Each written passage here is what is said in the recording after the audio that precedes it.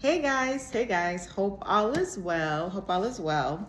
So you know that I don't celebrate the New Year or whatever. The biblical New Year, by the way, is in the spring. It wasn't in January, but nonetheless, I still thought that I would come on because I know a lot of people are using this time to like set goals and just think about what they want to do in 2025. So I thought I would come on and do super random readings, just random readings out of the book of 1st and 2nd Enoch to talk about just kind of the things that Yah looks for.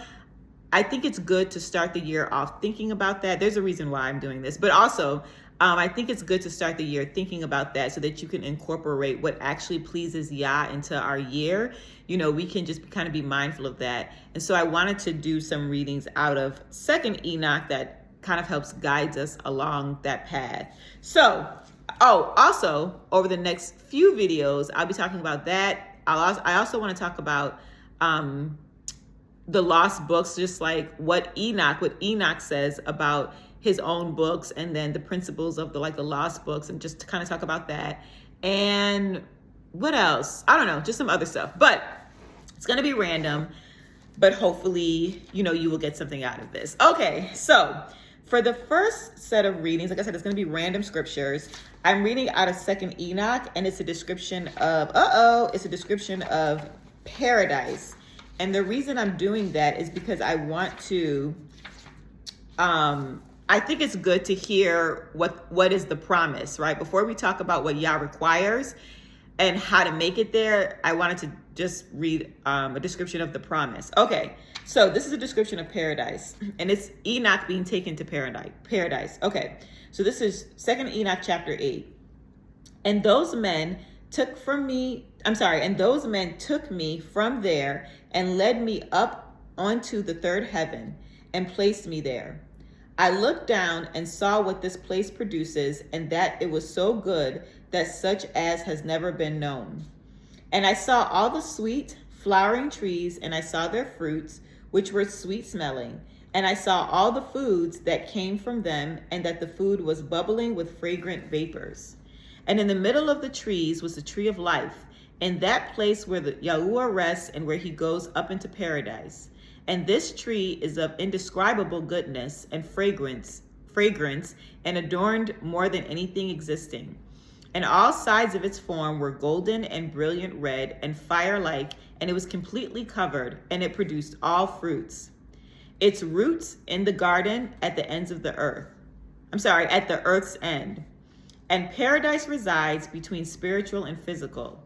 And 2 springs come out, which sends forth honey and milk, and their springs send forth oil and wine, and they separate into 4 parts and flow quietly around and go down into the paradise of Eden between the mutable and the eternal. And there they go forth along the earth and have a circular flow, even as other elements.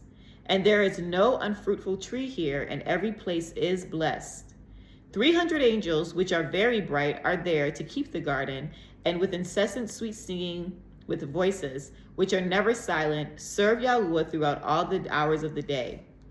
And I said, so Enoch is asking a question, and I said, how very sweet is this place?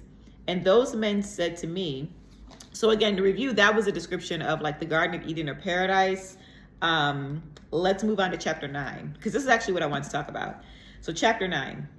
This place, O Enoch, is prepared for the righteous, who endure all manner of offense from those that exacerbate their souls, who avert their eyes from iniquity, and make righteous judgment, and give bread to the hungering, and cover the naked with clothing, and raise up the fallen, and help injured orphans, and who walk without fault before the face of Yahuwah, and serve him alone.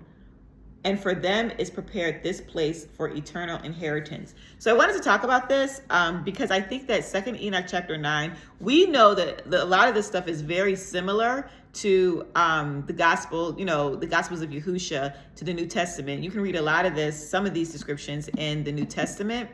But I still think it's good to read it here, right? But anyways, what I'm saying is we're going into 2025. I like this because it gives a description of paradise and then it tells you how to get there, right? So as we're going into 2025, I think it's good to just think about how can we be righteous? That's actually why I want to share this. How can we be righteous? What does it mean to be righteous? What are actionable steps that we can take to be righteous, right? We're making all these goals, but we want to also make sure that we're implementing practical goals into our future so that we are prioritizing the kingdom of Yah. Okay, so it says, and this is for me too.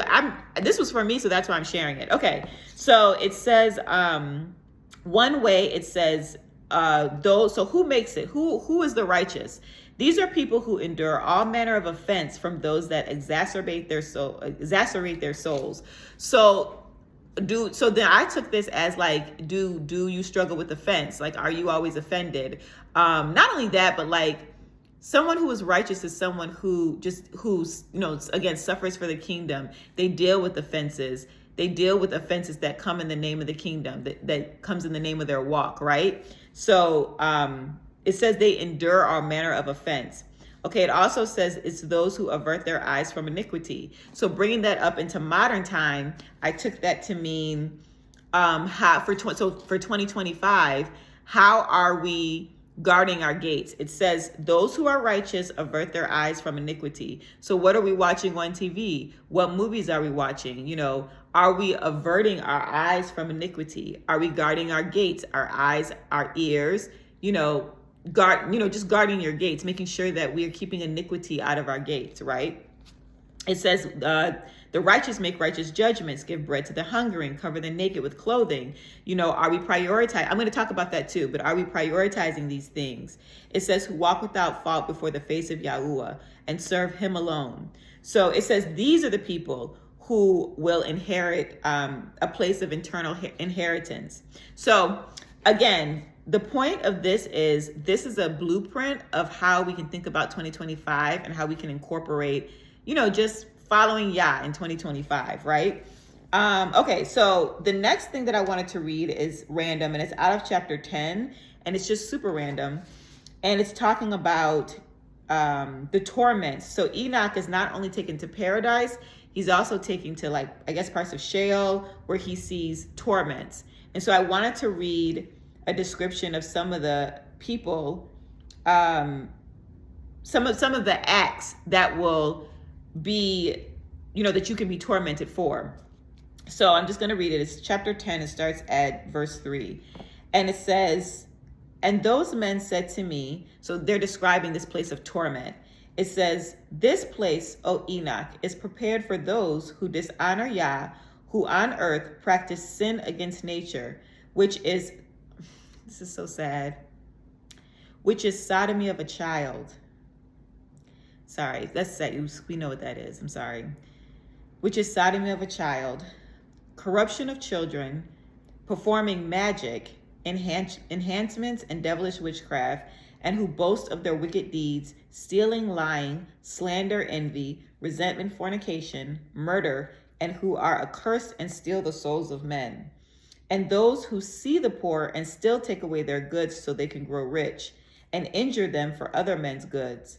And this is reserved for those who satisfy their own emptiness, made the hungering die, those who clothe themselves by stripping the naked, and who did not know their creator. Okay, so I just wanted to share that because, we want to be balanced. I don't want to just talk about paradise and good things. We also want to be balanced and know that there are places of torment, and we want to know the works that, that will send us there. So this was kind of sad, so sorry about that. But again, this is a description of some of the descriptions, because there's many, of who will not inherit the kingdom. So we want to make sure that we're judging our walk against all these things. Okay, so the next one that I want to read is out of, if I have time, out of 2nd Enoch still, and it's chapter 50.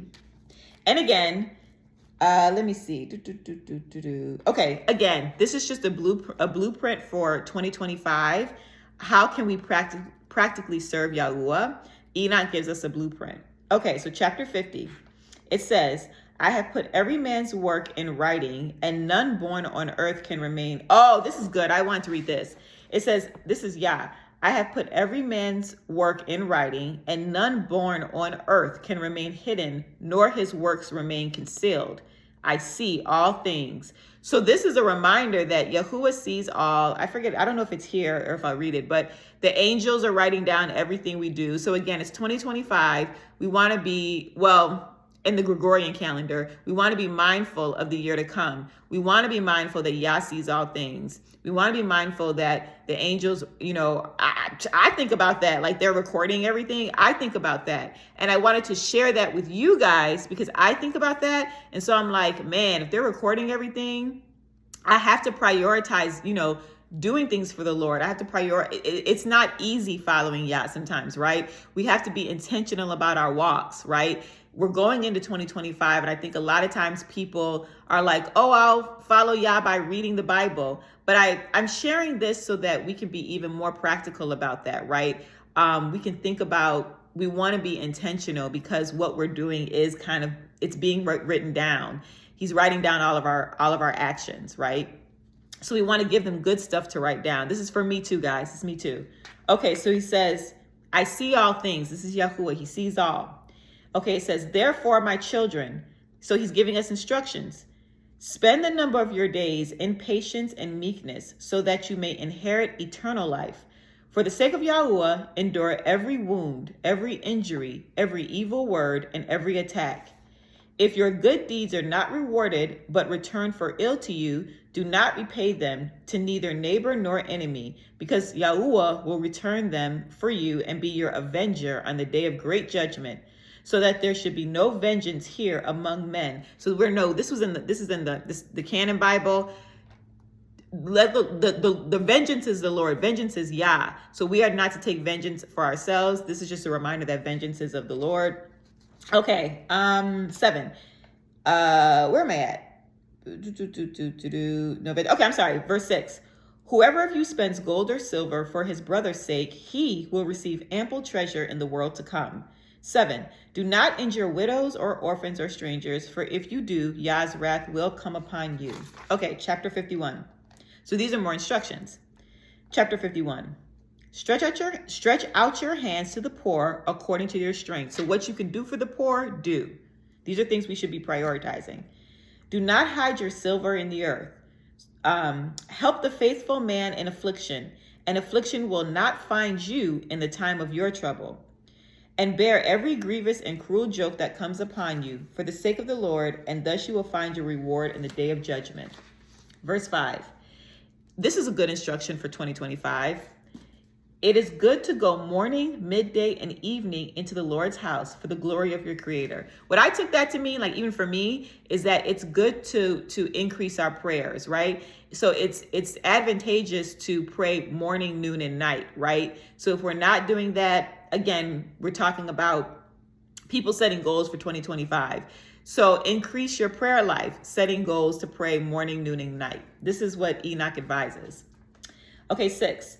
Because every breathing thing glorifies him, and every creature, both physical and spiritual, gives him praise. Hallelujah. So give Yahuwah his praise. 52. Blessed is the man, oh my gosh. Blessed is the man who opens his lips in praise of Yah of Sabaoth, and praises Yahuwah with his heart. 2. Cursed is every man who opens his lips for the purpose of bringing contempt and slander of his neighbor, because he brings God into contempt. 3. Blessed is he who opens his lips blessing and praising Yah. Cursed before Yahuwah all the days of his life is he who opens his lips and curse and abuse. Blessed is he who blesses all of Yahuwah's works. Cursed is he who brings Yahuwah's creation into contempt. Blessed is he who looks down and raises the fallen. Cursed is he who looks to and is eager for the destruction of what is not his. Blessed is he who keeps the foundations of his fathers that were made firm from the beginning. How much time? Oh, I'm going to end here, actually. I'll come back. I'm going to end here because it's almost 15 minutes. But this is reading out of 2nd Enoch. Again, we're taking these principles into 2025. I just wanted to do random readings. So we're taking these principles into 2025. This was 2nd Enoch, and I'm going to come back and continue the readings out of 2nd Enoch. This is kind of like a part 1. Okay, thanks, guys. Take care.